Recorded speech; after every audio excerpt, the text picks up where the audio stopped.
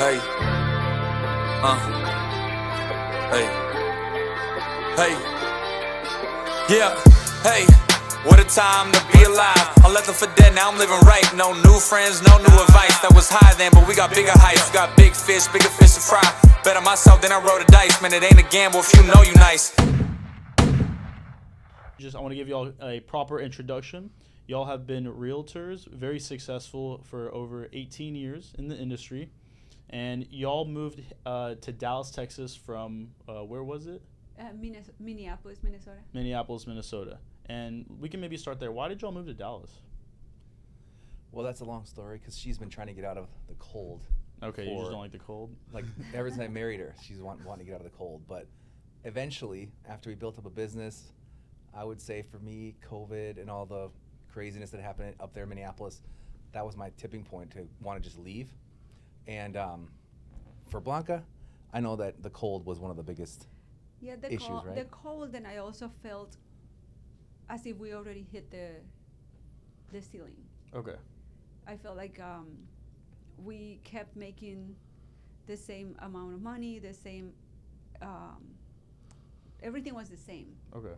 And there wasn't anything exciting about it. And I know it sounds ungrateful, but I wanted more. Mm-hmm. And I knew that we were born for more and that we could impact the world with getting out of there, because it was the same, the relationships we had, everything was in a small pool. I got you. Cool. So, okay, well, first thing I want to dive into is your background, Blanca. So where were you born in America, or? I was born in Mexico. Born in Mexico? And I went in like a beach town. So I grew up going to the beach every weekend and as much as I could. Then when I was 18, I moved to Mexico City. And then went to law school, modeled, did all kinds of fun traveling with that. Let me just interject, because as an 18-year-old woman, it's not typical in Mexico for an 18-year-old woman to just move to the big city by herself. Yeah, that's sort of like a really dangerous. Rebellious. Okay. And it's almost like you're crazy. And my friends, my friends' family were like commenting about her, like she must be doing something wrong. She must be a bad girl. There's no way she could be here by herself without doing something crazy. Mm-hmm. And I'm like, no. And so that was in the 90s, that was a big deal. Yeah. So very adventurous, very Which ballsy. Actually brings me to the fact that we knew each other back then. So how did y'all meet? That's another long story, but we met when we were 17 and 18. So we were very young, and then I moved to Mexico City, and that's why his friends from Mexico were telling him, what's up with this girl? Like, she's in Mexico City by herself. Like, that's not common mm-hmm. in our culture, especially like he said back in 1995. Like, girls don't do that. They live at home and they stayed at home until they got married. And over there, we don't have the dorms. Like, most colleges don't have dorms.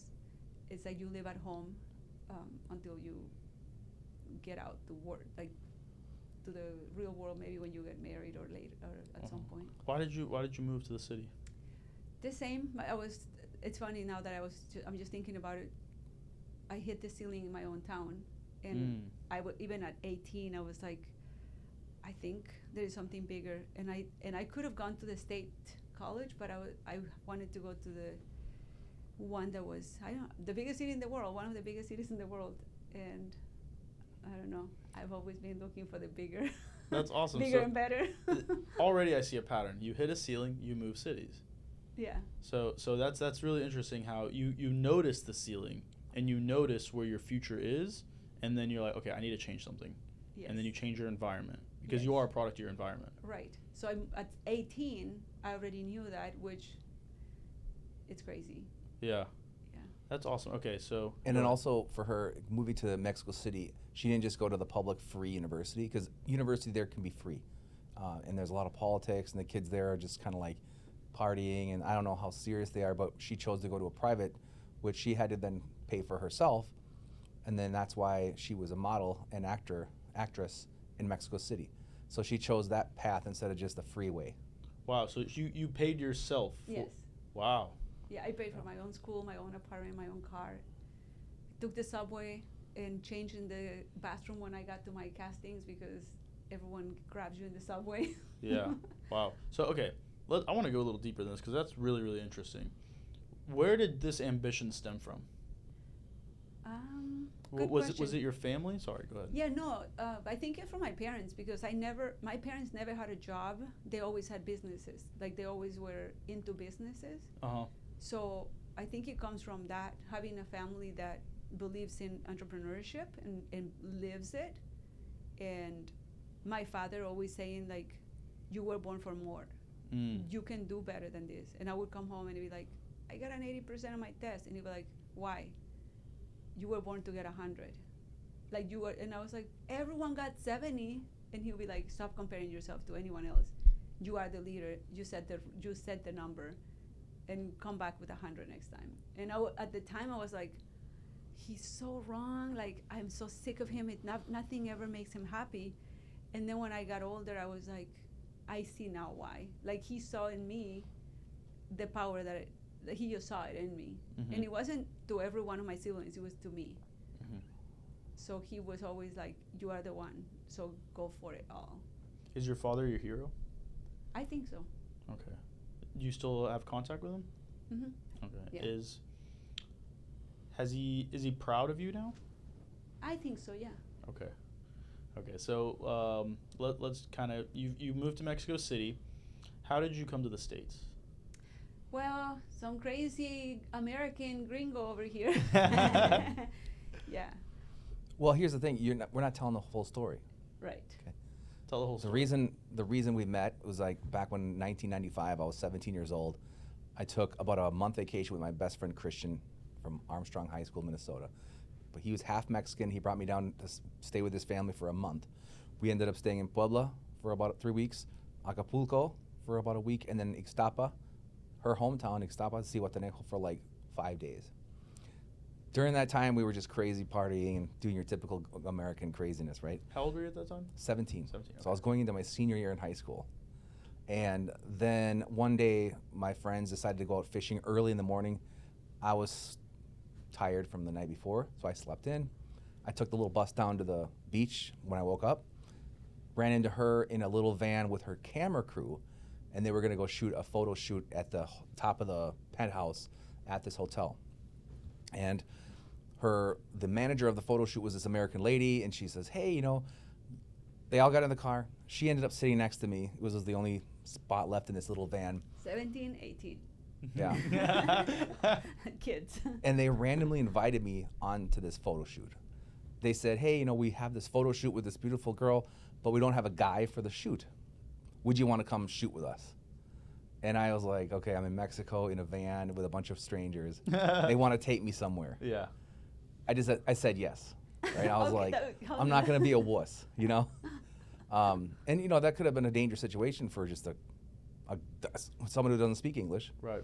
But then I spent the next 2 hours doing a photo shoot with her. And then I could tell she spoke a little English. So I'm like, oh my God, this is great. After the shoot, I got her number and her address. And then I was like, we're gonna go do something. We're gonna stay in touch. And she's like, sure, yeah, whatever. And then I asked her out that night to go out. No, maybe the next night. I'm like, let's go out and dance, and we're gonna go to the clubs and all this stuff. And she's like, I don't think so. So she shot me down, because I was like, I didn't understand that girls didn't go to clubs, Then the next night, I got my stuff together, and I was like, okay, let's just ask her to the beach. We'll walk on the beach and go for a dinner. And so she said that yes to that one. And so then she did go clubbing with us, by the way. And then Until midnight. until midnight, because then it was like the clock strikes midnight. There runs off Cinderella. I'm like, where are you going? She's like, my dad says I have to be home or he'll lock me out. I'm like, what? Yeah. And so she runs into the cab. I pay the cab, and like she's gone. And then I had to leave the next day. So that's how we met. Then how'd y'all stay in touch? Phone Letters. calls and letters. Long letters. Yeah. Wow. This is 95, That's a 96. beautiful story. It's pretty This pretty is a crazy. beautiful story. I did not know that y'all had this beautiful story. Okay, so you imagine if you just asked her out that one time, she said no, and then imagine if you never did it again. Yep. That's crazy. It's one decision. Okay, and Yep. then 2. How did y'all stay in touch by phone calls, letters? When did y'all rekindle? So I came down to visit that Christmas, So you're like, I got to get back there immediately. but she was already in Mexico City now. So she was already done with high school. I was still in high school. Okay. She went to Mexico City to start college, and I was there for about a week. Yeah, because we met at the beach. That's Mhm. where we were. That's at the resort area. Okay. And then how did y'all? Then I was come to like, the- oh, go ahead. she was modeling, right? She was already like doing the deal. I'm like, well, hell, we met modeling. Mhm. I should just do this instead of going to college. And I kind of knew this is what I was going to do. So I went back to the States. We had a great week together. Went back to the States. I got a couple headshots. I finished off high school. I worked as a waiter and a bartender, saved up my money, and I just moved to Mexico when I was 18. Oh wow. How long were you in Mexico for? 18 to when? It was like on and off for like a year and a half. So I'd go there for like 6 months or 8 months. Then I would fly home for a few months, save a little bit more money, and then go back. Because honestly, Mexico City is really polluted and it's hard to adjust. So I was always like, let me get back for a couple months and then I'll come back. So Okay. And then when did y'all get married? What year? 1999, 1999. Was this in the States or in Mexico? Mexico. in- Or, no, in in the US. in the US. U.S. In the U.S. Okay. And then when y'all got married in 1999, that's when you came Yes. to Minneapolis? Yep. Yes. Okay. And then what were y'all doing when y'all got married? Were y'all weren't in real estate yet, or were y'all? We were kids, man. We were 20 and 21. Yes. Okay. So what was that like being married at 20 and 21 in the States? What were y'all doing? So yeah, it's not like I didn't speak Spanish and she didn't speak English, but 2 different language, 2 different cultures. Now she's in the tundra. And this culture is of drinking, 'cause all my buddies were just drinkers and we'd go out partying, and she's like, what is this? So the first few years were really not good. It was just like, it was like a clash of cultures, because her family is not a party culture. They're very much like level-headed. They have what I would say like family values and like respect. Where we come from in the north, all my friends were more crazy. So there was like, my buddies were like, hey, ditch the wife, let's go out and drink, and but I was like, wait a minute, I'm feeling like maybe I should change. So it took me good 3-4 years to even like Took a few years. Get my before shit I said, together. I'm leaving. So if you wanna be with your friends and your crazy parents, then I'll see you later. I'll see you in Mexico because I'm gonna go. I gotta get my So- bottle of vodka. Hold on. I'm kidding. Yeah, I was like, at that point, I was like, I can't do this culture because I was already living by myself in Mexico City, Mhm. paying my own bills, You grew up really independ- quickly. Yeah, I was independent already. So coming to this tundra, like Sean says, and it's freezing and everyone is drunk everywhere, like his family, his parents, him, My friends. yeah, his friends and him, and I was just like, this, I didn't sign up for this. I'm going home. And I could have always gone back to Mexico City and gone back to my life. But that was one of those decisions because at that point we had a baby. And then we had 2, and then I'm like, I have to stick it up because my kids will not be, I just wasn't gonna be a single mom. Mm-hmm. So I thought to myself, I'm just gonna push through, and that's when I started real estate in 2005. I went to get licensed, so 2006, January 2006, I started my career in real estate. But I didn't just start. One of my good friends at the time was buying a Remax franchise. So I went and I'm like, how can I get in it with you? So we put a ton of money into it. And about $100,000 later, we had to close down because the whole economy was Yep. Crashing. 2007 hit. in 2007. So at that point, we had to, I wanted to quit every day because I had now 3 babies at home. And I wanted to quit every single day. I was exhausted. And at that point, I'm dealing with people who are foreclosing on their homes. Those were my clients. And every day I was just like, I don't know why I'm doing this. It's exhausting. It was very, very hard. But that was one of the next decisions, like you go bankrupt or you push through. And I pushed through all of that recession. So that's great segue, right? So When did you all get into real estate together, or did No, you just you me. just did it? And then when you got in, you said that your friend bought a Remax Right. franchise. Yeah. Why did you get into it? Because I thought it was a good opportunity for us to work together. So I invested into the company. So Okay. we bought it together. We were partners. And you have a passion for real estate?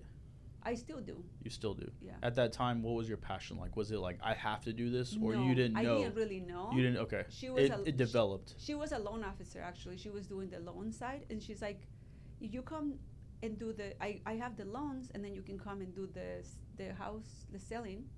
You find them the home, and then we both make money." So that was a great plan, but we didn't know that, and I didn't have any knowledge of real estate. It was just a great plan, but I didn't do my research, and I didn't talk to anyone. I didn't meet anybody, any other brokers, zero. I just went with it. I just said, "Oh, that sounds like a great idea. Let's do it." So borrowed the money and paid into the company and opened up the franchise, the offices. I mean, the office, the equipment, and everything. And then about a year later, we were closing down.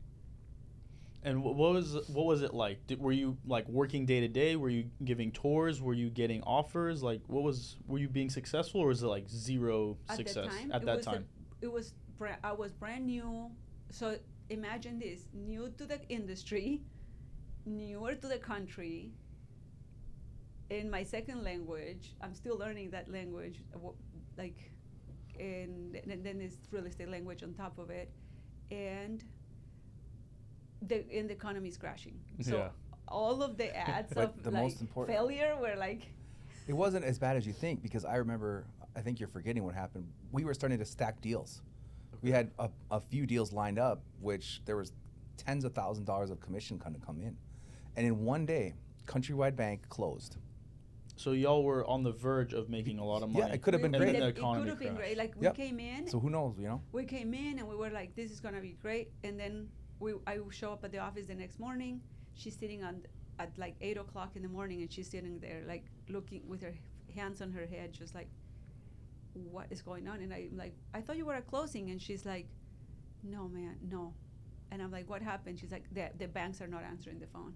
So what happened during that time? Like, from a realtor's perspective, what happened in 2008? Like, what happened? Yeah, so starting in 2007, actually, the people had gotten second mortgages on their homes, and they were, a lot of them seconds. They were very high. They were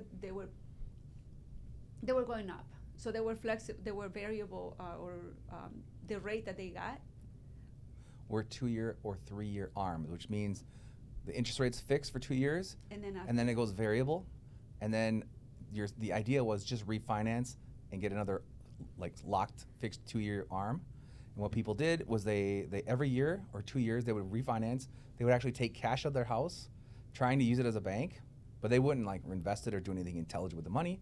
They would go buy rims. They would go on vacation. They would buy all this stuff, putting their equity high. Like they had their equity in their house, and they just kept taking all the money out and having no equity. Mm-hmm. So if their house was worth, at the end of the day, let's say their house was worth 400, and then the crash came, they owed 400, but their house was now worth 320.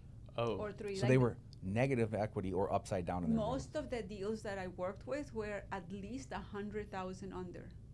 So they owed 100,000, and these are your So- clients. negative. Negative, yeah, they owe. Yes. So the houses were, these people paid, or the mortgage was 400, and the house was worth 100,000 under what they owed. I got you. So I had to go to the banks. At the time, nobody knew what a short sale was. So they didn't know. Nobody had that experience. So people were calling me. So I went to the banks. I would go to their bank with their authorization and say, I don't know what I'm doing, but these people, I put their house on the market at the 350 that they owe you, and I'm not getting any offers at 350. So then they were like, okay, reduce the price. So I had to reduce the price, and by the time we sold it was at 250. And then I would have to tell the bank why they were not able to pay the house. And the mortgage was going up every month for these people. So yeah, so that's what happened basically. So what was it like telling your clients that, hey, your house is less valuable and you owe more money? At the beginning, it was hard because they thought that nobody was on their shoes. But once they saw that a lot of people were going through the same, but it took months before people came out. Mm-hmm. It took like a good 10 months before people were like, wait, all these people are losing their homes. Like, all these people can't afford it. But pride is a thing, like nobody want to talk about it. Everything is fine. And then all of a sudden, like, people were they were walking away from their homes because they were embarrassed, and they wouldn't tell their neighbors. They wouldn't tell anybody. They would just literally in the middle of the night just leave. That's what was happening. So then people, when everybody knew that finally the news came out that a lot of people are going through this, is when we saw the biggest amount of short sales and people coming out. Oh, I'm not the only one. There was a lot of fraudulent activity that happened to get so many people in the same boat. But it was very hard in the beginning, and I became like very good friends with all those clients, and like their mentor, their pastor, whatever. I was I was there with a lot of those families, which created a very good foundation actually for my business. So a lot of the people were leaving the business at the time. Like most agents, like a ton of agents, like especially the ones that had been in the market for a long time, they were used to making money easily, and they were leaving the market. Did any of them come back? I'm sure they came back later when things got better, Mm-hmm. but they went and got jobs at Home Depot or wherever they could get jobs. Wow. When did you come in the picture, Sean? So I was actually always in the picture, but I wasn't licensed. Okay. So when we opened the Remax, I was there working with our business partner in Blanca. I would help try to get clients. But I was working full time at Best Buy. So I was a Geek Squad home theater installer, and I worked 4 or 5 days a week full time there. And then after that, we would set up the office and get all the phone systems working. And I was technically like I had to run like the finances of the company. CFO. The CFO. I was totally unqualified. I just had to send the reports every month, and it was not my thing. And at I was this time, like, what am I doing? And we were 27 when we were doing this. Are y'all making money? Not really. Not really, because we were stacking up our deals. This is when we opened Remax. We were stacking up our deals, and then we were about to have all those closings, and then the whole thing crashed. And then we just folded up, closed up, and we went to work for another Remax, because Remax is our franchise. And so we just worked for literally the most successful Remax in the world. At the time, yeah. It was our competition, which is another thing we didn't know. We had not studied our competition, because if we had, we would never have opened up an office. What did y'all learn? Well, we never seeked advice. We never ran a business plan. It was completely emotionalism. You just go, let's do it. We're ready to lose it all. I remember our business partner would say, you got to be ready to lose it all. And I was like, you got to be ready to lose it all. And she went bankrupt and everything. Yeah, she couldn't handle the stress. So she got sick. She got pneumonia. She was hospitalized. She couldn't handle it. So we ended up taking care of her. She crashed at our house for a few weeks.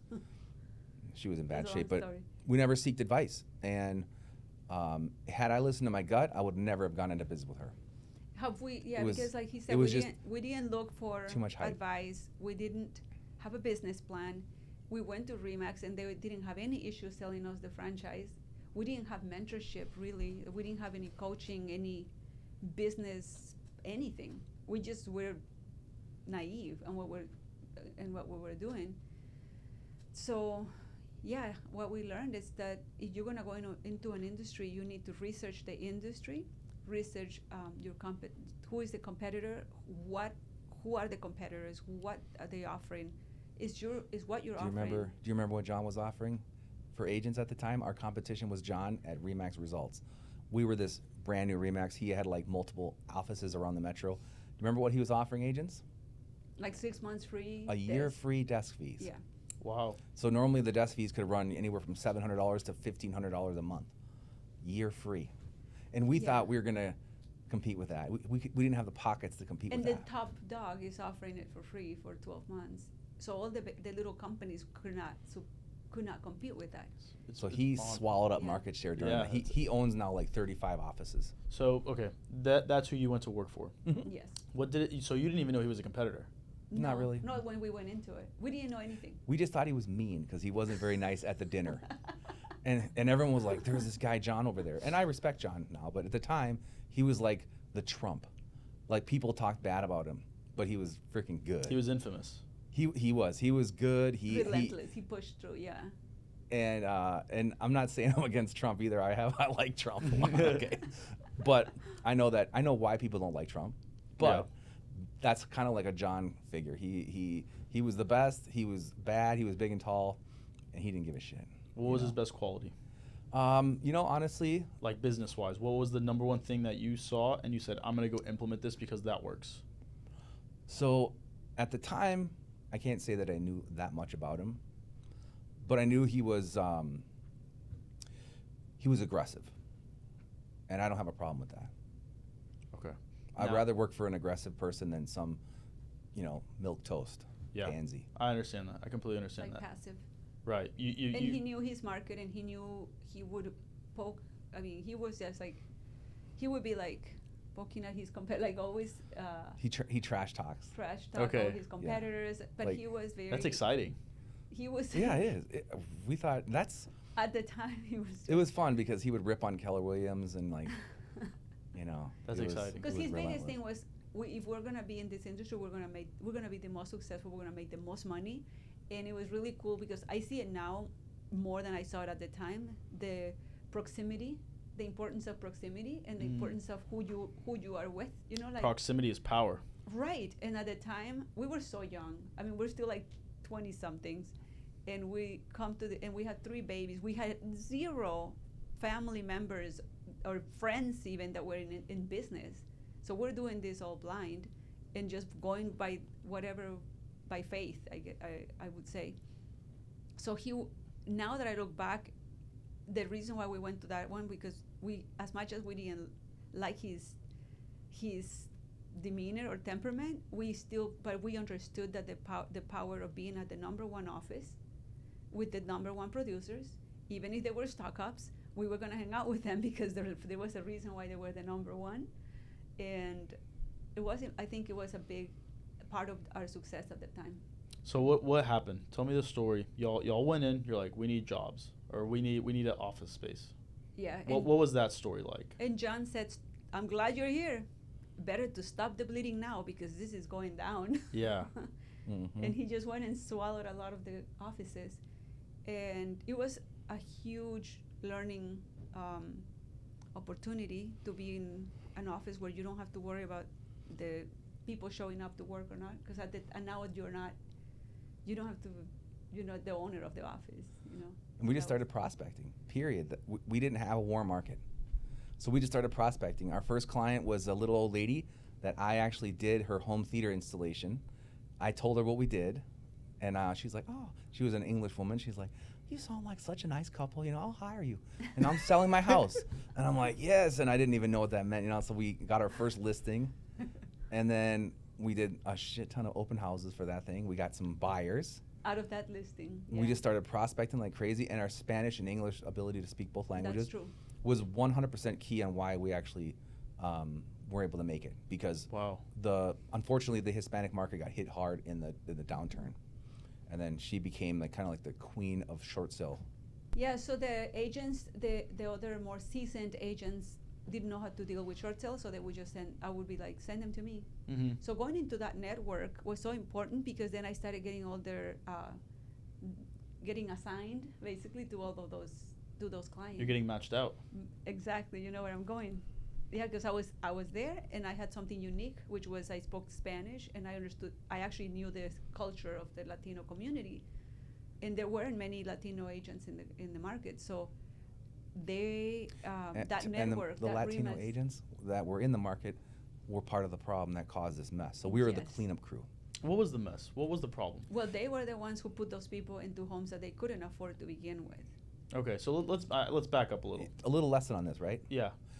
So leading up to the great financial crash of 2008, everyone was in it together. Tax people were forging documents telling that people made whatever amount of money they needed to make, 80,000, 100,000. The loan officers were in it. They would qualify people with no income, no asset verification, credit score wasn't an issue, just give them a loan. The realtors were involved because they were like, hey, this is great. We're just going to sell them a house. It doesn't matter what the price is. The appraisers, the ones who go to the house third party, and they say the house is supposed to be worth The this. value. Well, he was saying, well, it's worth this, but I don't know, it kind of seems high. And the loan officers and the real estate agents would go tell that appraiser, if this doesn't approve for what I needed to approve for, we won't be working with you anymore. Because it won't close. Everyone was in on it together.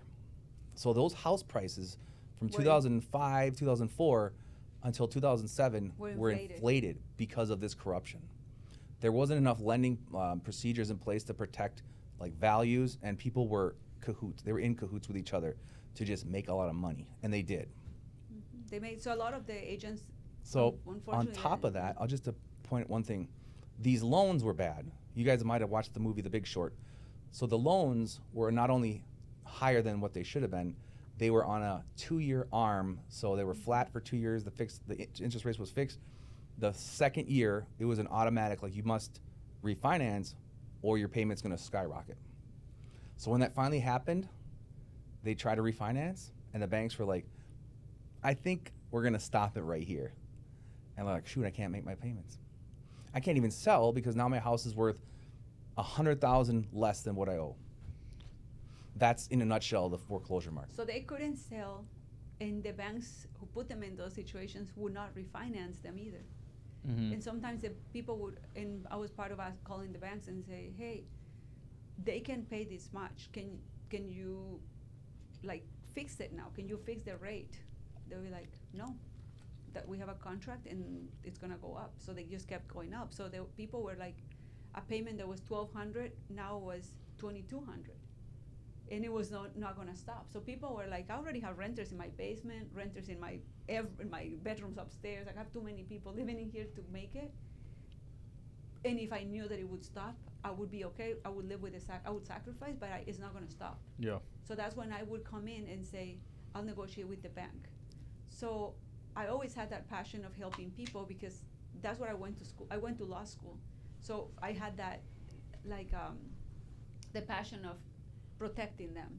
So when I came into the market, I was like, I felt like I was doing my passion, you know, of Like your little ministry. my ministry, and also my part of my law, being able to read the contracts and explain it, what they meant.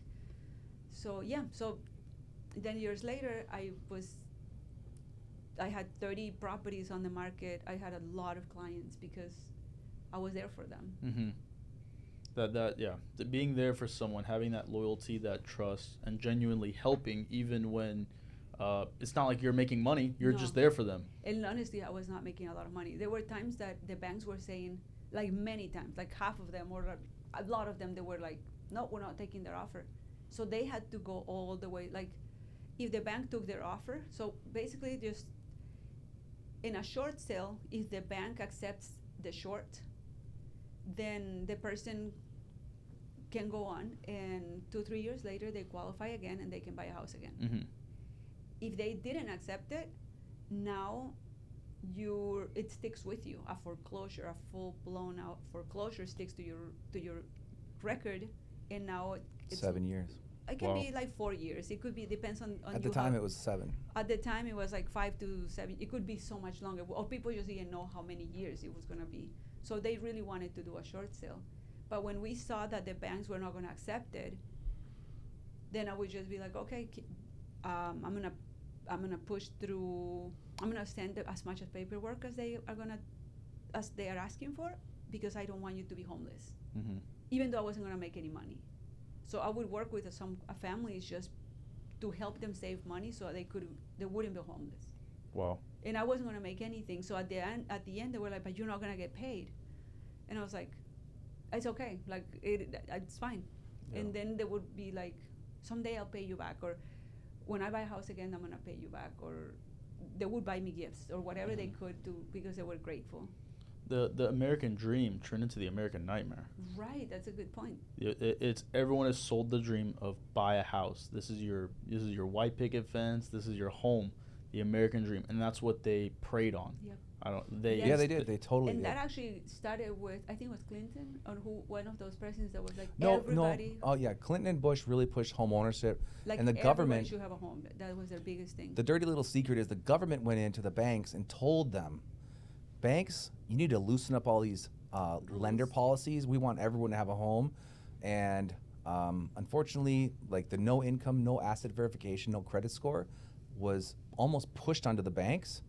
Now, the banks are not the great. I'm not trying to make them the victim, No, but they I got think paid. I think a lot of banks were not like in agreement with that. But they literally were like, we need to loosen up Open these it up, guidelines. and then the government came back later and bailed them out of that. Mhm. too. Well, of course, the banks are going to get bailed out. That's Yeah. Exactly, they're not gonna. so lose. they have no problem have doing whatever. insurance. They're, But, yeah. but some closed and they never opened again. So there Yeah. were I think there was like 400 That's banks true. that went under.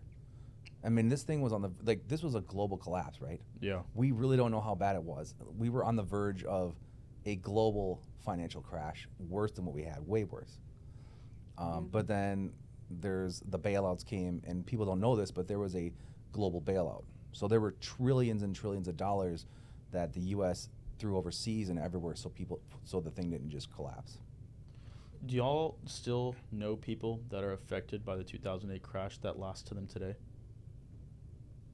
Are there people that never recovered? Oh, well, yeah. I mean, I'm writing an article right now just about how this downturn in the market is worse than '08 for a lot of agents. Because at least in '08, there could be activity in the market. Like there's homes for sale all over the place. That means if you could find a buyer, there was something to sell them. And right now, there are barely any homes on the market. Interest rates are high, and so there's not a lot of activity. Just in general, there's just like, you look around, there's nothing going on, which is horrible for an agent. We're not in a crash, we're in a transaction crash. But a lot of like right now they say 20 to 30% of the agents aren't even bothering to renew their license. Wow. Okay, so So we're back in a, yeah, it's Another like a deal. stalemate. So okay, what changed? Let's go back to y'all. Y'all worked under what was his name? Under Remax Results. Remax. Yeah, The John. John. Y'all got in with John. When did y'all start becoming? How long did it take to get in the number one office, get the number one coaching, mentorship, and then things started taking off? there was not a ton of mentorship. There wasn't a ton of mentorship. No. Okay. No. It was just proximity. It's just proximity, just Proximity, being in an okay. environment where you think if these people are closing this many transactions. You assimilate. Yeah, You assimilate. If you don't close that many, you're feeling like an idiot. The You're competitive. Yes. The competitiveness drives you to become better. Yeah, so it and I wasn't- got you. And he wasn't necessarily mentoring us a lot, but it was that proximity, that environment that you went to, and then you were more respected also. He's like, if you're not making 250, you shouldn't even be in this business. That was it. And I was like, oh shoot. At the time I was making like 150. And I was like, I got to switch my mindset over here. This guy's talking about I should probably be at 500. And then that changed a lot too. So what did you do to change your mindset? Because you made the decision, I'm going to go make more money. What did you change in here that did that? So we started working our numbers and making a business plan. And then you do it and you're like, oh shoot, if I sell to us 25, 30 homes is a lot in the beginning. But once you looked at it and you're like, wait a minute, if I actually do that, that's like 350,000. If I do this, it's like 500. So Just doing it backwards. one thing you make is a business plan. And then I was like, okay, well, what if I up my average sale price? How can I do that? So we transitioned from just short sales, because that was what we had to work with in the beginning, like not a lot of money, like those things didn't pay. Sometimes you didn't even, the no checks comma, didn't have a comma. no comma. But You that's worked- practice. Yeah. That's reps. Right? Like Yeah. after working so many months in some cases, and the check came back and there was no comma, so we just laugh about it. But yeah, so then. I mean, do you want to tell them like in 2012, you were burnt out? Yeah, in 2012, it was like I was tired. And that's when you quit Best Buy. Yeah. He quit. I was like, okay, I have so much work. The kids are little. I'm not even a good mom because my kids are like running, like chasing me, and I'm with the phone hiding in a closet so that they will let me talk to the bank. And I'm like, finally the bank answered, like, and my kid is in the, like, I'm hungry over here. So I was like physically, I just couldn't do it anymore. So I was like, Sean, I need an assistant. So either, but I don't have enough money to pay an assistant, and nobody cares about your business as much as you do. So either you quit your job and come and work with us, work with me, or I have to hire someone that we can't afford. So then at the same time, the Geek Squad guy was visiting your Best Buy, remember? Oh yeah, so Best Buy was great for me because I learned a lot. And the founder of the Geek Squad, his name is Robert Stevens. He gave a talk at our corporate office, and he's like, you know, guys, you know what Geek Squad is? It's a springboard. It's just a stepping stone for what you guys want to do. And I was like, dang, he's giving me permission. I put my 2 weeks in, and that was it. I quit, and then. So it was the timing. Like I Yeah. needed help, and then he was, and then that happened. So then Sean came in, and I remember I had stacks of paperwork, like paper everywhere, and he comes in. He's like, I'm not working with that. I'm like, what do you mean? This is like 2000, what was it? 12-ish. 12ish. It wasn't normal. Like it was not. The technology wasn't where it's now. Like where it's at now. So he's like, I'm not working with this. So I was like, that's how I work. I have little sticky notes everywhere. So he came and like took all the files and turned them into electronic. I got us a website. I digitized the business. I got us certified in new home luxury sale, like luxury properties. We got certified because we started selling the higher bracket. Then we went into new construction because we wanted to up our sale price. So we positioned ourselves where we could make more money, not just selling homes like as many as possible, just like crazy. So we upped our sale price, and then now we're the new construction agents. Now we're the luxury agents. We're bilingual. We're most of the bilingual agents in the cities. Well, let's just face it, they're crap. Okay, they don't take care of people. They repeat the same habits from 2008, and we just cleaned house, right? There's no, like when Best Buy closed in Mexico, we got all their executives, and they interviewed other agents, and they all came to us. So it was great because we killed our competition, and we're making $500,000 a year for a while. And you know, it was just her strengths were more like relational, and my strengths were like optimizing the business, making everything work a little bit more efficiently. Yeah. And we're both really good negotiators, so we can just we do still to this day. I mean, we strategize together for the best of our clients. So we always tell people, when you work with us, you're getting two very like crazy brains here, like very creative ways of getting things done. Okay. And it's always for the best of the client. And that's it's really cool now because a lot of the like clients who we helped way back then are coming back now, and they're saying, remember when you helped one of them we just closed his $500,000 home, and it was really cool because he said, I work for a huge national builder. I know every single real estate agent in the market because I'm in the market. And he's like, but I will never forget how you treated my father-in-law, my elderly father-in-law back in the recession. I want you to help me. And we didn't even talk much for years. But he's like, I will never forget how you treated him. Like, you were so good to him. People will forget the things you say, but they will never forget how you made them feel. Mm-hmm. So if you make someone feel that way, they will never forget. So you've made people feel that way during really difficult times, so it compounds, it comes back around. That's very important. And we get so many agents that are younger sometimes or older. They come to us and they're like, how are you getting these clients? Even like in January when nobody was selling, we were really busy this January, and like throughout the year they're like, how are people so loyal to you even though we're in two markets now? We're not only in Minnesota, we're also in Dallas, and our Minnesota clients are still very loyal to us. And the competitors can't understand how, and we're like, because they're our friends. Like we treat them. Both of us don't have a family. Like we are our family, us and our 3 kids. We don't have family in the U.S. basically.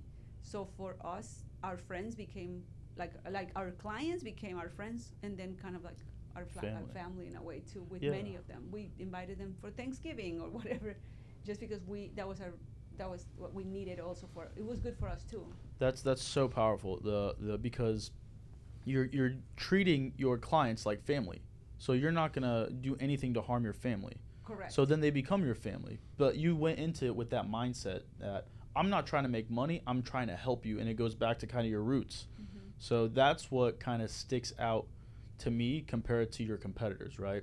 You're genuinely trying to help. And in the beginning it was slow and you're not even making money, but it comes back tenfold. Yep. So that's amazing. Let's kind of continue. I want to know back going forward to like 2019, 2020. Where COVID happens and y'all are in Minnesota, yes, Minneapolis, right? Mm-hmm. What happened during that time? What's going on? In business, we had killer years that year. Those years. Were some of the best years of our business. Really? Why is that? Because we didn't stop.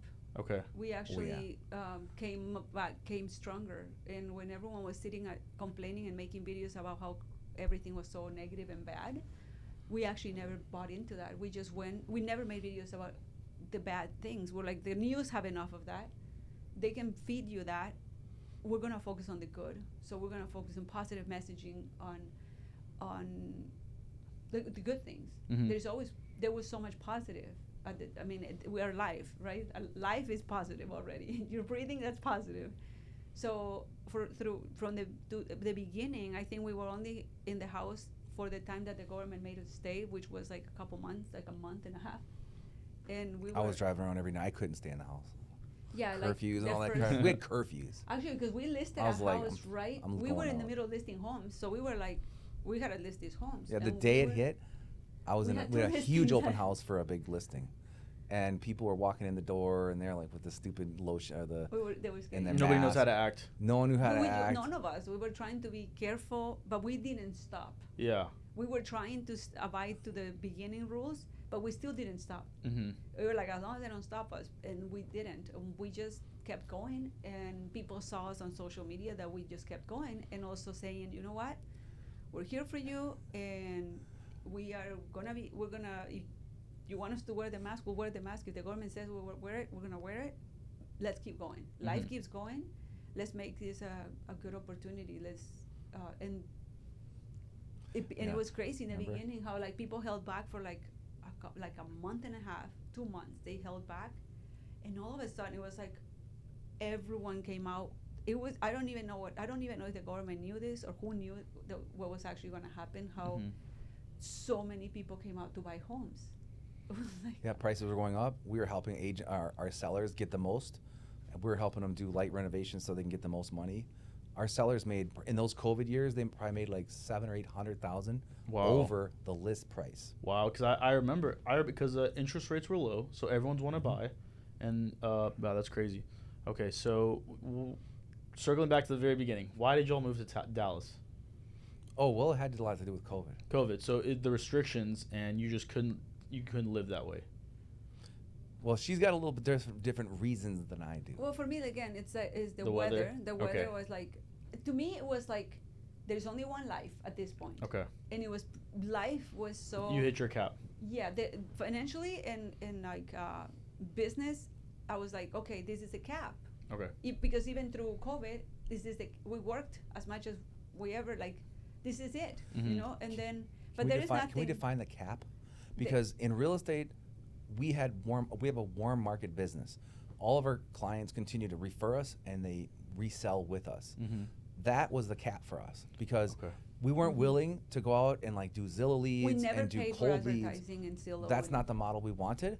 So we were like, well, we have eXp Realty, which helps us recruit agents, and we did recruit some agents, but that didn't pay as much as what you'd think. And so in order to grow, teams in Minnesota will hire all these other junior agents, and they'll do Zillow leads and manage all these Zillow leads and all these rookie agents, and then they try to make a lot of money with that model. We just didn't want to. We just were not willing to do it because again, our clients are our family. I don't want them working with a person that I want to know that whoever is in our organization has to be treating our clients like family. And so we always had the concept of a boutique. You are unique, and you're going to be treated accordingly. So that's how we continue to run our business today. So the next step for us would have been, if we stayed there, would have been like, let's have a large team. And that was not what we wanted. We did not, that was just never part of our plan from the beginning. So then when COVID happened, then it was like, okay, if you only live once, I don't want to live here for the rest of my life. Okay. At this point, we're making $500,000 for years, and it feels good. You're having a good lifestyle, but then is this what I mean? We can double it by adding people to our team, but is this the life? But not really, because you're giving all away. But all then the I don't want commission. to. Exactly. But then we don't want to. You would have to put triple the amount of people so that it can work. And we were like, we don't want to manage agents. We were small but highly profitable. We weren't interested in being Less this. overhead. Yes, and we didn't pay. Yeah. We never spent money on in advertising or leads or anything. So we were And like, that model is using that. the model was very comfortable. It was really good for us, and it was really good for our clients. So then we're like, well, this is great, but then that was what on the business side, and then on the personal side, that was for us was like, okay, this is the time to get out.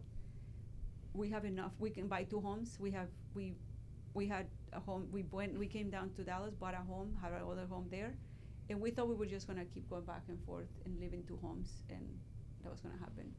But then we love Dallas. I love Dallas. Okay, so y'all moved to Dallas, and y'all started doing insurance. Well, not right away. We didn't know what we were going to do. We came here for a whole year, and we were like basically banging our heads on the table trying to figure out like real estate. We have our license and we do business here, but that's not like, we're not doing it like we do in Minneapolis. We just didn't want to be the new rookie agents that going to the open house and like, Start knocking from on the bottom. doors and like, Yeah, you're starting from scratch. we didn't want to do that. Or pay leads. Again, Yeah. We were just not gonna. We're like almost 18 years into it. I'm not gonna start doing what we never wanted to do from day one.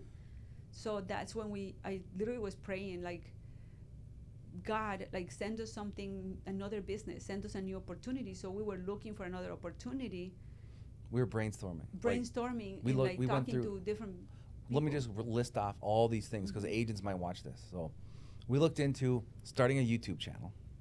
We looked into commercial real estate, leads, partnering with another team, working with investors who flip homes, and they were going to pay us like 1%, very small.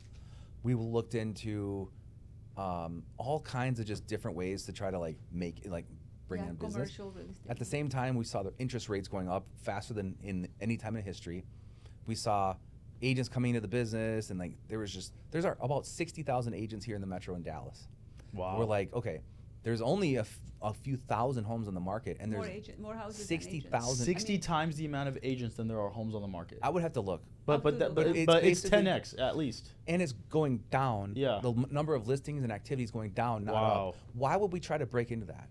Yeah, the supply Okay. and demand it just makes no sense. It's See, not agents making don't really do math, so they just go around trying to Just sell look out. at- That's and all. it's funny too, like the agents pay a lot of money. Some agents pay a lot in like advertising because they think that's you double it. Yeah, you 50,000 double a it. month, They pay 20,000 a a month. ton of money on advertising and leads, and is it really working? No. And you know how I know? Because the ones who pay it, we have access to their numbers, and we actually went to look at the top producers, and I started looking at their numbers, and we're like, they're not making what they're saying they're making, or what they're appearing to be making.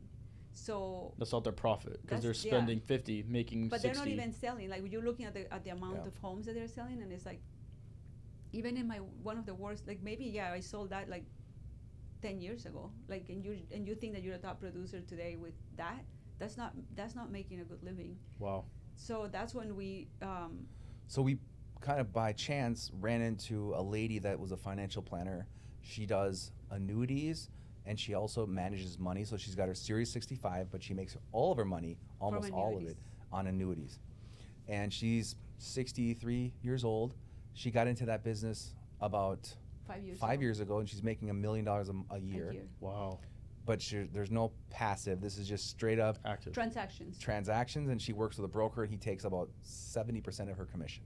And she still made $1 million. So Wow. she was killing That it. was, for us, it was really cool because that was the That first opened. time we ever met. First of all, we didn't know what the annuity meant. So it's really interesting because we had financial advisors over the last 10 years that when we started going over 100,000, we were like, or 250, we were like, okay, we need advice on how to manage our money. Because that's another interesting point.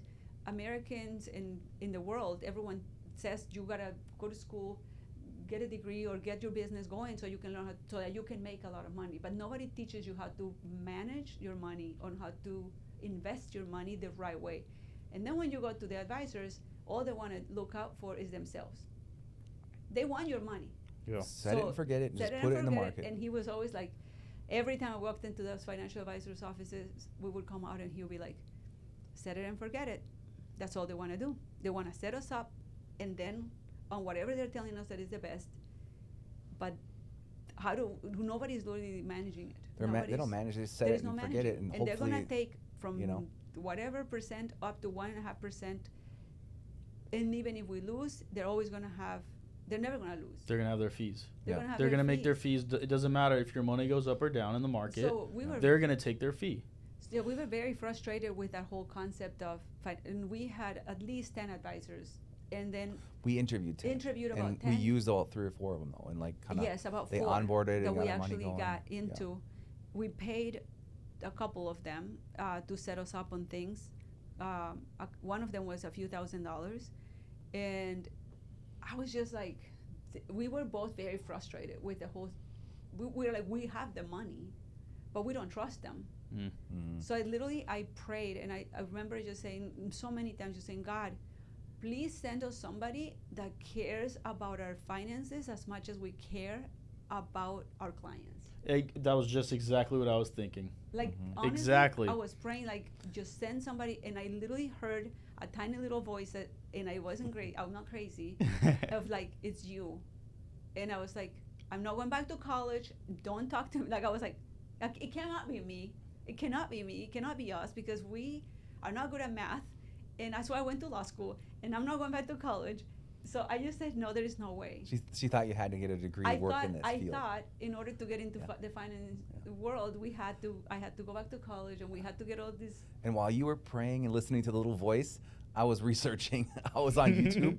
I was interviewing insurance companies off the internet, YouTube. The gal who talked to us about this initially, we couldn't make it work with her firm because they're in Minnesota and they don't train anyone. They don't train, because there's another thing that I think we should talk about, how But they don't want to train Y'all you. getting excited. I love this. Well, Yeah. they don't want to train you because they don't want you to compete with them. Wow. Yeah. That's what he said. I'm not going to train someone so he can break away and be my competition. So I knew right there. Such a scarcity mindset. I was like, you're out. Yes, because they're already You know. making a lot of money. Such a scarcity mindset. It's as if we can't all compete and win together. Exactly, and there's Right. enough people in the world. Yeah, that and are we're gonna not make each other better. Like us competing, we're gonna make each other Yeah. more money. But he's just accumulating for himself. Okay. So then I was like researching on YouTube, making calls. Like I sat down with YouTubers who do insurance, and I just didn't know. I'm like, well, how am I gonna? And I was just learning the concepts of like their model basically. Mhm. And they were like, yeah, we're looking for an insurance agent. I'm like, you sit around and call people all day? That's kind of what I learned about their model. I'm like, well, I'm not interested in doing that then. So I basically, for insurance, I am like put it on a shelf for a few months. I was like, well, it's just another transactional thing. Mm-hmm. So I shelved that idea, and I was just like not even gonna do We it. were not Yeah. even talking about it. And But the seed was planted. yep. And so Yeah, because we knew there was money in it because of that little lady. Mm-hmm. And then I actually asked the lady, can you please take us as clients? And she was like, I have so many clients. I can't handle more. And I was like, what industry yeah, is with this lady that is making $1 million a year, and she has too many clients? she doesn't know technology, so she literally couldn't handle herself. Wow. She's didn't adapt. Yeah.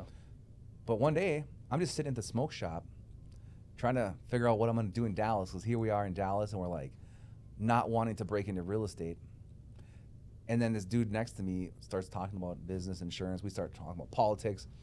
And then next thing you know, I'm like, well, tell me about it, because I've been actually learning about this. And he's like, yeah. Here, here's Matt Sapala's house. We were there just this week at a pool party, hanging out and smoking cigars and talking about business. And he shows me, And I think I heard of him on his YouTube channel. He's like, yeah, you know Patrick David? I'm like, well, I've been following him for like 10 years. I'm like, this is Patrick's company?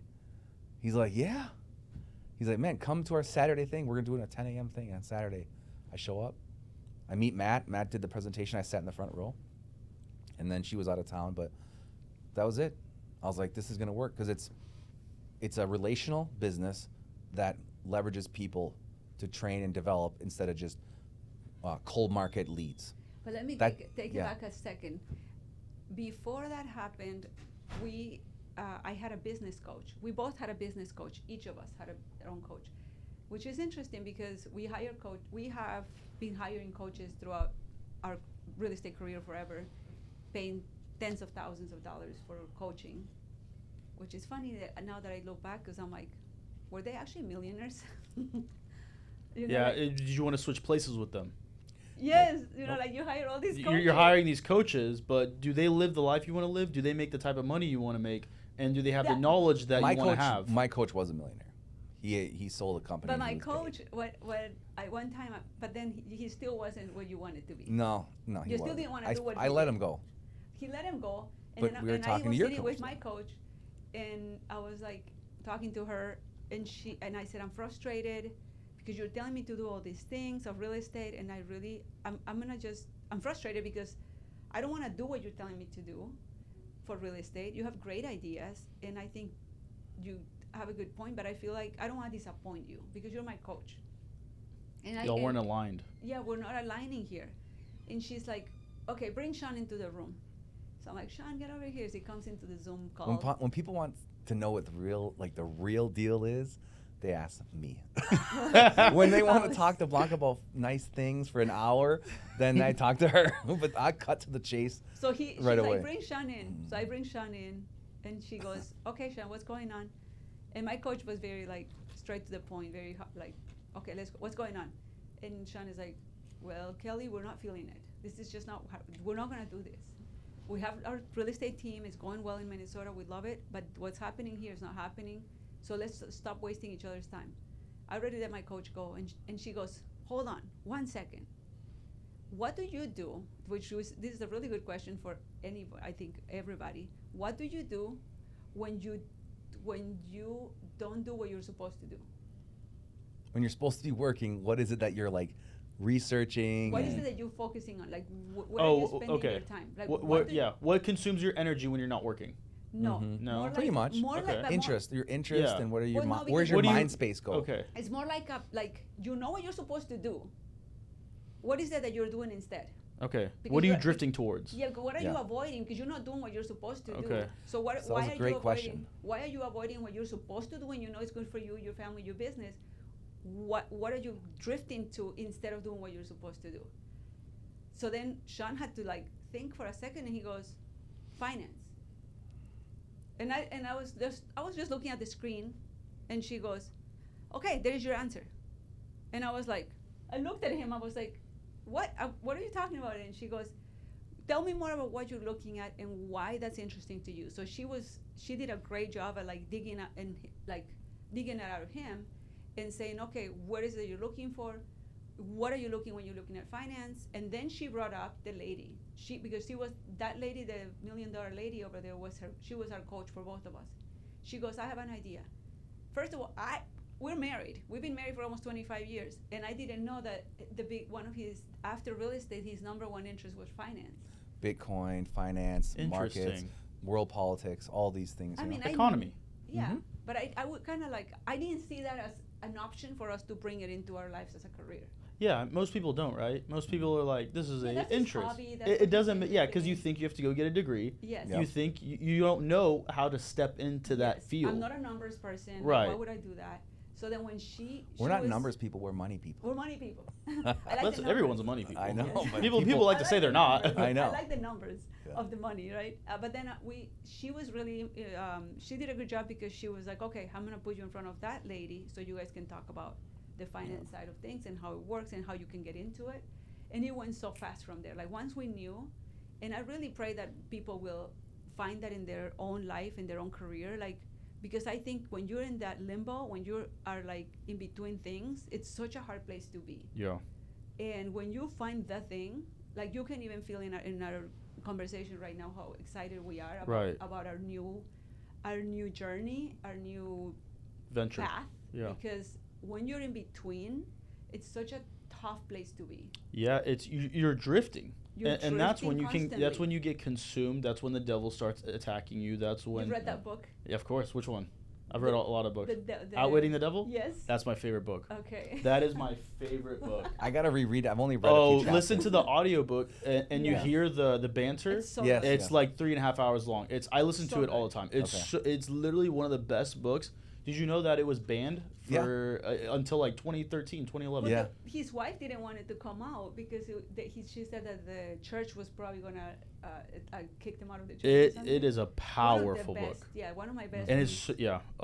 but that's what I was talking about, drifting. Yes, because you drift, and then also like you drift to what you think you're supposed to be doing, Yeah. and it doesn't mean you should be there. And that's why for us was like going back to real estate, even if we knew that we had to look in a different direction, but we would always go back to what we were we knew. Yeah, it's your routine. You can grow. You're accustomed to it, but you're comfortable. Yeah, so 'cause you're that's not your learning, comfort. you're not expanding, you're not you're keep going comfortable. back to- You're drifting to what you know. It's like if you have a like a wheelbarrow and you go down the path the same time.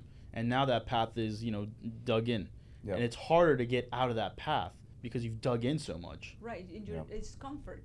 Yeah. So, so once we knew that it was the finance was the answer, Mhm. and now let's go find it. Yeah. So then Sean made calls to a lot of different carriers and companies trying to find the place for us, and we found that there isn't anything out there that is interested. Nobody cares to coach you, to train you, to build you. It's all about, okay, you can bring the client. I'll run the app for you. I'll take 50 to 70% of your money. Yep. And that's it. It's like a bird dog? What do they call that? Like, Yeah, like just a bird dog. Get it. Just go get it. But nobody was interested in teaching, coaching, nothing. So that's when Sean met that guy at the smoke shop, and we came to the office, and the number one priority in the office is making sure that it's a coachable, like first of all, you get millionaires who are actually interested in helping you grow. I love their grace and compassion that they have for us, because nobody's really pushing you to be the best the first day or to know everything. So just learning from Matt and Sheena and having the compassion that they have for all of us, and to see the best in people, that's gold. That's been incredible for us. So you come and you get a mentor, you come into the insurance industry. What happens next? So Blanca and I don't have a huge network here. So at first we're like, who are our clients going to be? And then it was like another brainstorming session. And so we're kind of like, we got to be directors. So we hit a couple promotions because we were kind of ignorance on fire, and they had a slingshot promotion, so we got to be directors like one month. Yeah. Okay. Let's define huge network. We don't know. When we moved here, we didn't know one person. Yeah. Why'd y'all come to Dallas? What was Dallas? We just knew that this is the place to be, man. That's crazy how that works, because look at where we are right now. Like, look at where y'all are right now. Yeah. It's an answer to prayer. I'm all about It's praying, 100% an praying, answer to praying prayer. and finding the right place. We went to many other cities and states and visited different places, and this was the place that felt right, and that I prayed and found the house and everything by dreams and visions, and it was answer to prayer. Wow. We didn't know anybody. We didn't come because we knew, because we had a job, because family, nothing. That's crazy. It's crazy. So we come into this industry that is built by people, and then we're like, we don't know anybody. So let's start from that. Yeah. So then we were like, kind of like, we're kind of not hitting our stride right away, And then Matt Sapala is like, hey, you should focus on real estate agents. And we're like, okay. And they're, what about loan officers? He's like, yeah, they're not doing too well right now. And we're like, okay, that's going to be our market. Because So right we've now got, it's real estate agents, title people, closers, mortgage people, people in the industry that are not having the success that they had, and we all have a lifestyle. And so accustomed to. our first little story for us getting into this business is contacting our previous clients in real estate. They're in Minnesota, but we just got the license in Minnesota and in Dallas for our license. We call up one of our clients. We'll just call them like Steve and Linda, okay? We'll just to keep it private. And they're like, yeah, you know, our money in our 401k is not doing the greatest. And we're like, first of all, we just checked in. How you guys doing? How's the house? They just bought 2 homes a year and a half ago. So they're not looking to sell houses. They're sitting pretty at 3% interest rates. But we just checked in. How you guys doing? Okay, well, hey, we've added a new business to what we do. We are now in The financial financial and insurance lifetime or cash value life insurance. And Steve was like, hey, you know, that's funny you say that. My 401k is not doing too hot. I tried to get something done with my attorney. I was trying to get an annuity, and he wouldn't call me back. I guess his attorney is pretty busy, so he said I would have paid thousands of dollars for him to help me set it up, but he's not calling me back. And that's interesting that you're in the industry now, and we're like, perfect. We only offer fixed index annuities. We do not offer anything variable. So you're 60 years old. That's what you need. Yes, that's exactly what I wanted. So we are closing that one. We should get paid probably this week coming up. What's the difference between a fixed index annuity and a variable index annuity? That's a good question. One plays the market and the other one doesn't. That's the easiest way for me to explain it. Yeah, he's in a fixed index annuity. So indexing works where you have a floor. Your money, even if there's a downturn in the market, your money will hit the floor and essentially not go negative. So you're guaranteed not to lose any money. Interesting. And when the market goes up, you're going to make money as the market goes up. But there's a ceiling, so you're not going to make 100% of the gains. You're going to make 80 to 90% of the gains. Therefore, your money is always going to be safely growing within that indexed annuity. Closer to retirement is this client, Steve and Linda. Right. Yep. And they're closer to retirement, so that's why at this point they can't afford to lose money. Yeah, they're not looking to invest grow. aggressively. No, they don't. They can't. They already grew their money. They're already like over $1 million of 401k. So they already grew it. So now they can't. He said, I just keep looking. I just keep seeing it go down. So I can't afford to keep losing. So at this point, he just wants to stop the bleeding, basically. Yeah, so they rolled over $850,000 into a fixed index annuity, and that's essentially our first policy. Wow. So go ahead. Yeah. So real estate agents don't understand that this pays up. The same as the insurance company pays us. We don't take that out of his policy, but it pays about 7.5%. 7.5% about of the $850,000. It's not bad. So now we don't So get we'll all be of that, fine. so we're not, but we get a good portion of that. And that's a tremendous way to make money as a real estate agent or a loan officer in between transactions. And you're helping this client not lose money in their Right. 401k because he's losing money. Yeah. He was losing money before that. Yeah. And you just moved the money from one account that's losing to one that he can't lose money, Exactly. and you made 7% of $850,000. Interesting. Yeah, so that's And the what- best part a business that we never knew about. And the best part about is we just got into it not too long ago, and we have a mentor who is doing the work. We are sitting there watching, taking notes, and learning from this mentor, from our broker. So we still don't know how to do it. We know the concept. We know that it's safe. We know that it's good. They are thanking us all day long, and I know that the referrals will start to come from the rest of his friends that are in the same age category. But the best part is like learning, like making money while you're training. Yeah. When and where do you ever see that? Because John, the guy from Remax, he was just like, make $250 or get out. Yes, Your mentor now is doing the work for you, and you're getting paid. exactly. That's interesting. It's very, very Yeah. interesting. Very, very interesting. And so in real estate, nobody cares. Nobody cares. They brag about how much trainings they have, but the reality is they want you to go out as a new agent, and as any agent, just go out, get the deal, and if you're a new agent, bring it to us. We will do it over here. Here's your 40%. I just was talking to an agent who, she went to Keller Williams, not to say bad things about Keller Williams, this is just the one case that I know. She went to this group and she was like, the commission was $13,000 and I walked out with $3,000. Oh, wow. And she was like, I don't know where the money went. Yeah. And I was like, well, you need to know how to read your little pay stub Yeah. and see where the money went. The itemized transaction. Yes, and she said that, and I don't mind. She said that they took 10,000 out of the 13, if I knew what I was doing. Like I wouldn't mind if I was trained, so that the next She didn't even time- learn. She didn't. They just learn. took it and Yeah, she wow. just brought the deal. Like she went and showed the homes, and then when she found the deal, her team leader wrote the offer, negotiated the offer, and closed it, and she didn't learn a thing. They don't want her to learn. Right. Why would Keep you when bringing them you in. get 10,000 off doing nothing? Exactly. So keep bringing them in. So she was so upset. She's like, I don't have a problem paying somebody to train me. Right.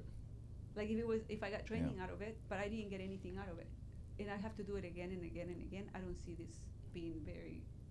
So I don't see that. I don't know how many agents will stay in this market as new agents with that kind of With that practice. practice. Right, yeah. because interesting. Because they're not learning, right? And if you're not learning, you're not growing, Right. and then you can't be independent, and that's the whole point. They don't want you to be independent because they make money off of you.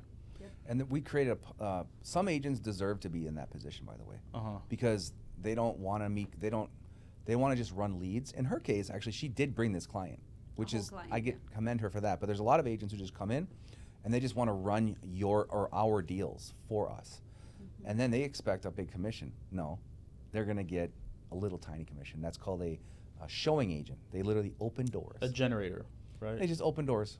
Yeah. They're and so the real estate industry's changing a lot. There's the lawsuit, right?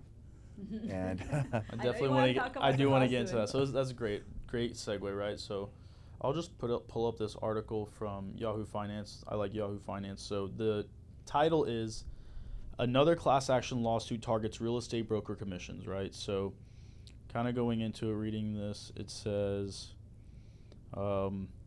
Keller Williams Realty violated federal antitrust laws and in turn artificially inflated home prices, right? So what does that do? What does that mean? Why was that being happen? Maybe you can just kind of.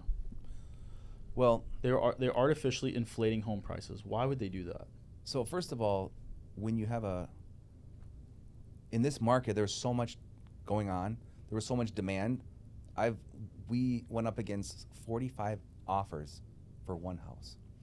How, as an agent, we were supposed to make that happen for our client? Because our clients were counting on us to and make they're that begging happen. you to get them that house too. Right. One guy told me, Sean, if you can't make this happen, you're fired. And we beat out like 7 other offers, but he paid high. So am I now at fault for telling him how to win that offer? Of course it was all about price, and there was a couple other things we did. But by doing our job, they're now turning around and saying that you're taking advantage of this market. Very stupid. It's a classic. Now America's turning into a bunch of whining babies. If anyone's making any money, there's going to be It's the the whiner lawyers. in the corner over there bitching and moaning on how that evil capitalist made money, and now he's ruining the whole market. Okay. Let me Yeah. kind of pause you there. So 47 is, you said you're going up against 40, 50 people. What is it usually? What is it like in a normal market? Not even any. Not even any. Okay, so you're competing with almost 50 people. Everyone is trying to outbid each other, right? Because everyone wants that dream home. Right. And there's not a lot of supply when it comes to homes. Right. So if you really want a home, you have to overbid. Either and have a amount of strategies. We have a long list of strategies that, because it wasn't just the money at this point. It's so many other The things. inspection, the earnest money, It's so all many. the appraisal, everything. So all this goes into account, right? And so realtors are trying to help the buyer get their dream home. Right. And the agent is basically saying, hey, if you really want this home, I suggest you overpay tremendously. And that's what every agent is saying. So now that's the price of homes are being inflated, and that's what triggers this. And in our case, the way that we run our practice, we've always done is we run the numbers. We run the numbers, and we show them the numbers. Like, here is what that market can handle. This is how much things are going for. This is how much they sold for. And then we go and we give them 2-3 options so that they can say, I'll go for that. They're choosing what they're gonna pay for it. That's us. That's how our practice, that's how we work. We would never say, go 20, 30, 30, whatever over it if we don't run the numbers. And we if give- they did offer higher than what we showed them on the numbers, they knew about it. They knew. We would, in our case, we always said, this, if they said, I really want it, you know the numbers, you know how the market is going around there, like, it's up to you. Like, if you're gonna do that, are you willing to stay in that house for at least 10 years? Are you Yeah. gonna live in the house for a long time? If that's the case, that's fine. But we, in our case, we always looking out for the best interest of the client. And many times we said to the client, you know what? Your payment is gonna be this much. Like, always focus on your payment at the end, because if that's gonna be more than you can afford, it doesn't matter if there are 50 offers. If this, I wanna make sure that when you close and if somebody wins it, that you can say, I wasn't gonna pay more than that. Yeah. Even if it was $10. Like, Yep. never have buyer's regrets or remorse. But this is focused on the buyer's agents, this lawsuit, that's what I've been hearing. Okay. So they're saying that the buyer's agents are the ones they don't want to pay anymore. They want to have it as the listing agent who's working with the sellers, be kind of in charge of the commission. And then if the buyer's agent wants to make money, then they can kind of negotiate their own commission. So there's a lot of like talk about that. Essentially, if that happens, which means that the person out there in the market who's going to buy a home will probably not have a buyer's agent representing them. Which is So going backwards. could also affect the market, That's right? Could totally affect buyers. backwards. That's like in So- other countries. That's how they do it in other countries. In America, like this country is already ahead of it because there is representation on both ends. Mm-hmm. And then in other countries, in many countries, you go straight to the listing agent. Who's That- working exclusively with the seller. Okay, so I have a totally different viewpoint on what I thought this lawsuit was in just 5 minutes, right? Whatever this conversation is, right? Because the buyer's agent, you want to help the buyer get their dream home, and that's why you have representation. Right. Now the buyer's agent has no incentive to help the buyer. Right. Only the listing agent. So does that mean prices of homes are just going to continue going up? See, I think they're off on their assumption that the buyer's agents was the fault. Uh-huh. Okay, in any other market, if you take the oil industry, why does the oil prices go up? Because the market demands it. It's all about supply and I mean, demand. it's the most basic- It's yeah. classic supply and demand. Yeah, it's just So- honestly, it's just lawyers trying to make money. Bloodsuckers, yeah. Of the people who make money. Wow. So after their lawsuit they put in the other day, they had another one, boom, right there that they put on the table. It's just an endless bunch of Right. thirsty lawyers. It's there's blood in the water. Yep. Now all the sharks are coming, trying to get a bite. But what also kind of perks my ears is that they had a lot of people signing, buyers that felt like they were pushed into something. So just because we operate this way, Doesn't mean that other people do. Uh-huh. so there could be agents who That just were says, predatory. offer this price, no inspection, just the terms they suggested might have been fraudulent or sharky. And there could be, I mean, there is And you know what? opinion. We list a lot of homes. Our business is 50% buyers, 50% sellers, which is very rare. A lot of agents are either do a lot of buyers or a lot of sellers. But because we do half and half, we actually got a lot of offers from buyers agents that were pretty bad. Like that we were like, this buyer is not getting representation. Like this agent is not looking out for his best interest. So like Sean said, we operate a certain way, and I believe that 10% of like the agents who have been in the market forever, like the agents who've been in the market for a long time, there is a reason why. Mm-hmm. So if newer agents came in, I want to believe and I want to think that they didn't mean to, Mm-hmm. like that they didn't know better.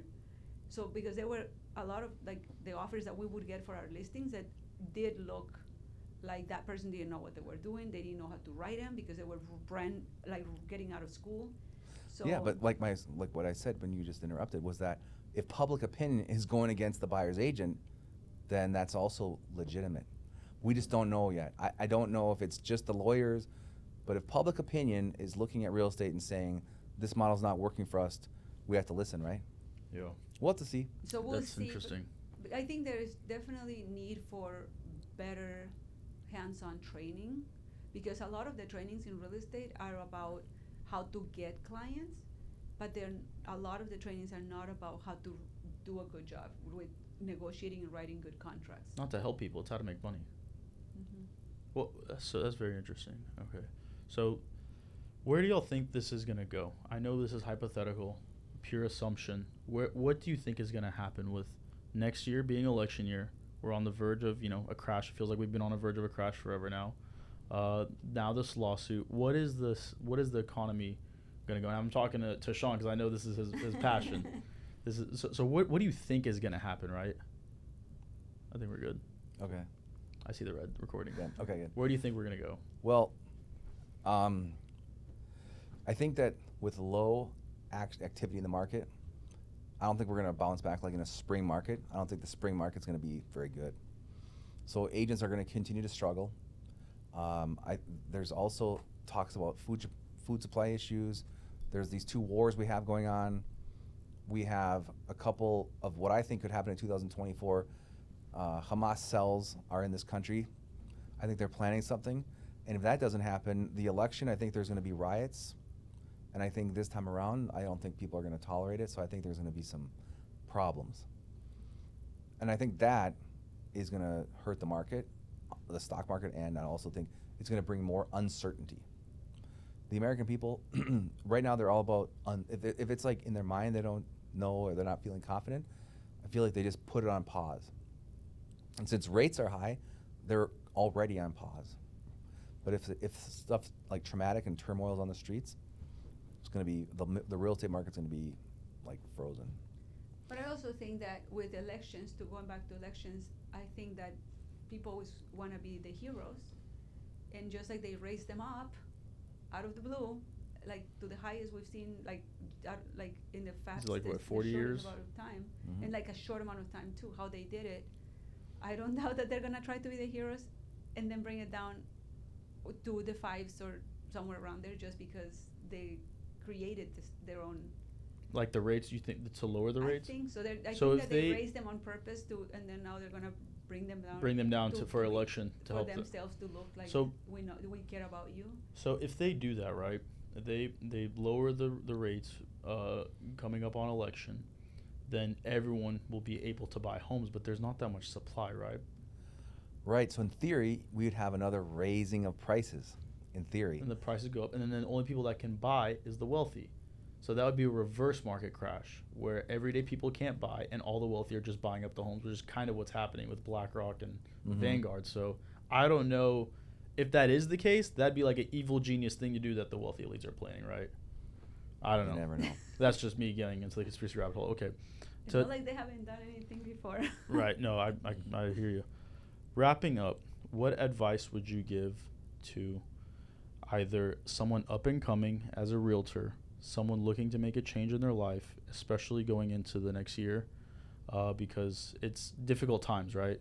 People are, 6 figures doesn't go like it used to, right? And what advice would you give to somebody that's looking that needs help? Let's start with realtors, young realtors coming into the market. I think if you're a realtor coming into this market, you need to give yourself about 5 years, and you're going to have to do something besides counting on a transaction to make money. So that's why we really like this insurance industry, because it pairs well. There's great commissions. It's something you can do part-time because you're already going to have to do real estate part-time, so you probably need to supplement that. In between closings kind of thing, it's always good to have. And also financial literacy is so important. So what we are telling real estate agents today and people in that industry is be more open-minded. Take the pride and put it somewhere else, because pride does not pay the bills, and that's not going to give you a lifestyle. So stop being prideful and open yourself up to study other industries, not just what you think is going to. It's about a bunch of ego. Okay, so learn a new skill, learn financial literacy. Mm-hmm. What about someone that's just, up and coming, that's coming into, adulthood? What would you tell like your kids as they're growing up? What advice do you give them? Well, our 23-year-old is in the industry. So she came to the presentation with when we were not even in town, and she came to see the presentation. And then Andrew called our broker and said, "You got a new agent in your team." And we're like, "What?" Our daughter she made up her own mind, and she paid whatever to get in, and she's studying. She's in it, and she's very committed to it. And she's 23, and she's loving it. And I'm excited for this generation, because they're already ahead. They already know more financial literacy than some 45-year-olds that I know. Like people our age did not get it. And these kids, we thought it was boring, or we thought that we needed an advisor to tell us what to think. And I love to see 20-year-olds right now getting into the industry and taking the bull by the horns and learning financial literacy for themselves and for their family. Beautiful. Anything you want to add, Sean?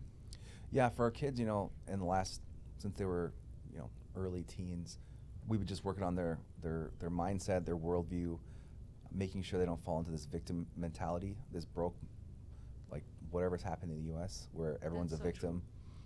So our kids, you know, they can cook, they speak multiple languages, they know how to operate in third world countries. We never allow victimhood in the house or that kind of attitude. And so with that foundation, they're probably going to end up being business owners. They're probably going to end up going down the path of entrepreneurship. Even if, like our son Isaac's into music, so he found a way to learn more about, because he's a musical genius, but he doesn't know like how to engineer music. He doesn't know how to put it together. So he's in a really good, intense course for about a year. It was only like 25 grand, and he's going to come out of there. So now he's got a solid skill with a passion that he loves, and he's not a pathetic victim. So we don't allow it. So mentality, acquire a new skill, open-minded. All right. Well, thank you guys for your time. I appreciate y'all. Absolutely, man. It was a pleasure. Thank you.